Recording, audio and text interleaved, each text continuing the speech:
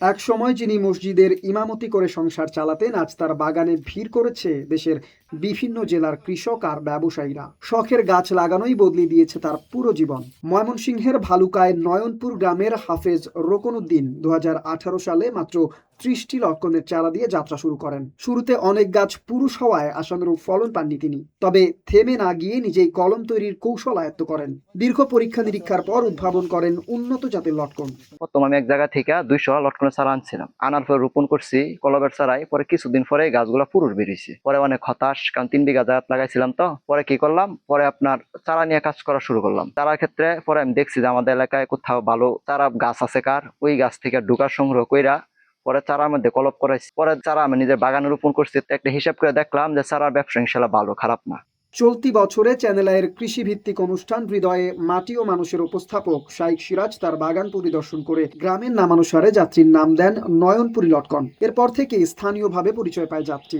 72 ঘন্টা moisture lock সমৃদ্ধ lily body wash, শিয়া বাটারের goodness skin repair করে রাখে সফট ও গ্লোয়িং। শুধু কলম বিক্রি করেই বছরে প্রায় 7 থেকে 8 লাখ টাকা আয় করেন রোকনউদ্দিন। তার বাগানের লটকনেরও রয়েছে ব্যাপক চাহিদা। আমরা বালুঘাট থেকে আসছি, এখানে নয়নপুর আমার ভাই যোগাযোগ করছে। তারপর বাগানে দেখলাম মাল ভালো, ফলনও ভালো হয়েছে ইনশাল্লাহ। হ্যাঁ, মালটি দেখে পছন্দ হচ্ছে, তার জন্য এই বাগানটা আমরা নিয়েছি। আলাপ আলোচনা করে বাগানটা আমরা নিয়েছি। মাল ভালো ইনশাল্লাহ, খুব সুস্বাদু, খাওয়া তো মিষ্টি। আমরা আগে নরসিংদীতে মাল এনে বেচতাম, এবার নরসিংদী ইনশাল্লাহ যাইতাম না, এখানে মালে আমরা বালুকা চলবে। আল্লাহ দিলে নয়নপুর মাল দেয়, বালুকা ময়মনসিংহ কভার হইব।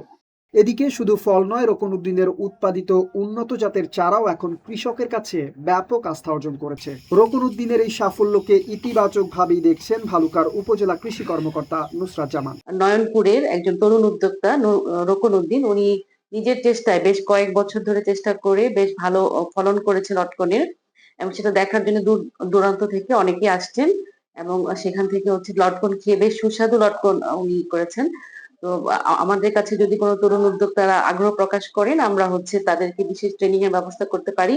বলা যায়, একটি স্বপ্ন, অদম্য পরিশ্রম আর নিরন্তর চেষ্টাই বদলে গিয়েছে হাফেজ রোকনউদ্দিনের জীবন। তার উদ্ভাবিত উন্নত জাতের লটকন এখন শুধু কৃষকের আস্থাই অর্জন করেনি, তৈরি করেছে নতুন সম্ভাবনাও।